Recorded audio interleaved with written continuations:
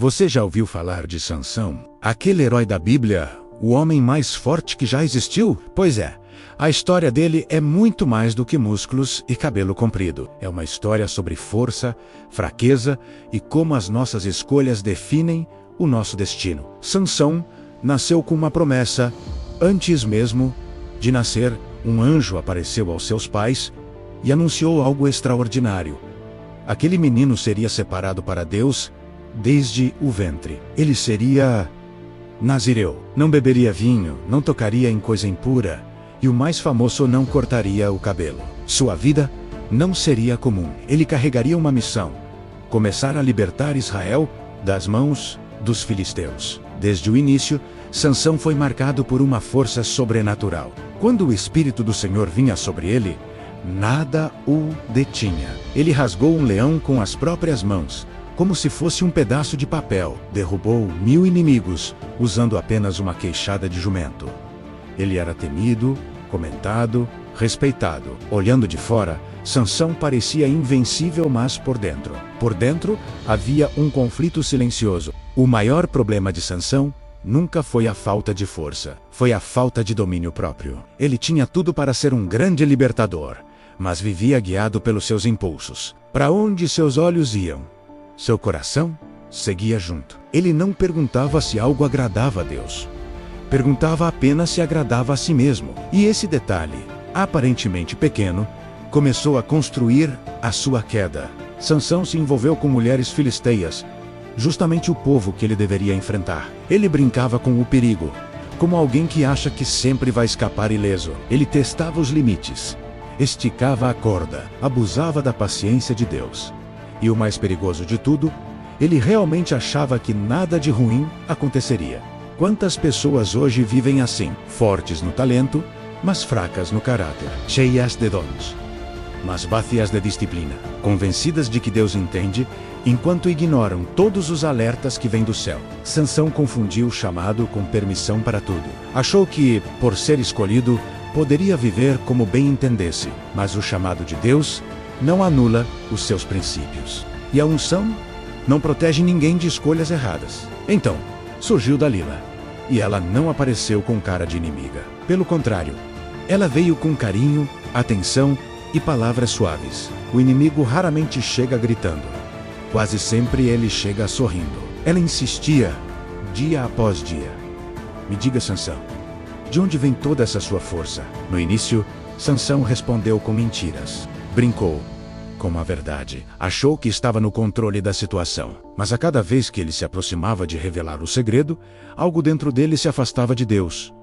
Ele foi cedendo. Pouco a pouco, a insistência dela foi minando a resistência dele, até que chegou o dia em que Sansão cansou de resistir e abriu o coração. Ele contou sobre o cabelo, não porque o cabelo fosse mágico, entende? O cabelo era apenas o símbolo visível da sua aliança com Deus. Cortar o cabelo significava quebrar o último elo do seu voto. Naquela noite, enquanto Sansão dormia no colo dela, Dalila cortou suas longas tranças. E esse talvez seja o detalhe mais assustador da história. A nossa queda não acontece quando estamos lutando, mas quando estamos relaxados demais. Quando achamos que já não há mais perigo. Quando os filisteus chegaram para prendê-lo, Sansão acordou e pensou: vou me livrar deles como das outras vezes. Mas a Bíblia diz algo absolutamente devastador. Ele não sabia que o Senhor já o tinha deixado, a força se foi, a visão se perdeu. Sansão foi preso, humilhado e teve seus olhos vazados. O homem que derrotava exércitos sozinho, agora girava um moinho como um escravo. Aquele que brincou com o pecado agora pagava o preço da brincadeira. E aqui está uma verdade dura, mas necessária. O pecado sempre cobra juros. Ele nunca mostra a conta no começo, mas sempre cobra no final. Mas, felizmente, a história de Sansão não termina na queda. No silêncio e na escuridão da prisão, algo começou a crescer novamente. Sim, o seu cabelo. Mas mais importante que isso, a sua consciência. Sansão finalmente teve tempo para pensar, para lembrar de quem ele era, para reconhecer onde errou. A força física estava longe, mas algo muito mais profundo estava nascendo ali dentro. arrependimento. No dia de uma grande festa pagã, os filisteus levaram Sansão ao templo para zombar dele. Queriam rir do homem que antes os aterrorizava. Queriam mostrar a todos que o Deus de Israel tinha falhado. Mal sabiam eles que Deus ainda estava escrevendo a última linha daquela história. Cego, humilhado, apoiado entre duas colunas de sustentação do templo, Sansão fez uma oração simples, talvez a mais sincera de toda a sua vida. Senhor, lembra-te de mim. Dá-me força só mais esta vez. E Deus ouviu. A força voltou. Não como antes, mas o suficiente. Sansão empurrou as colunas com toda a sua força. O templo desabou. Naquele dia, ele derrotou mais inimigos em sua morte do que em toda a sua vida. Foi uma vitória sim, mas com um gosto amargo.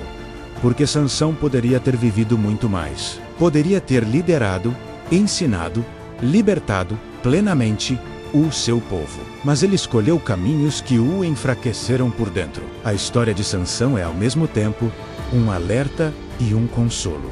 É um alerta para quem acha que pode brincar com o pecado e sair ileso. E é um consolo para quem já caiu e acha que Deus não pode mais usar sua vida.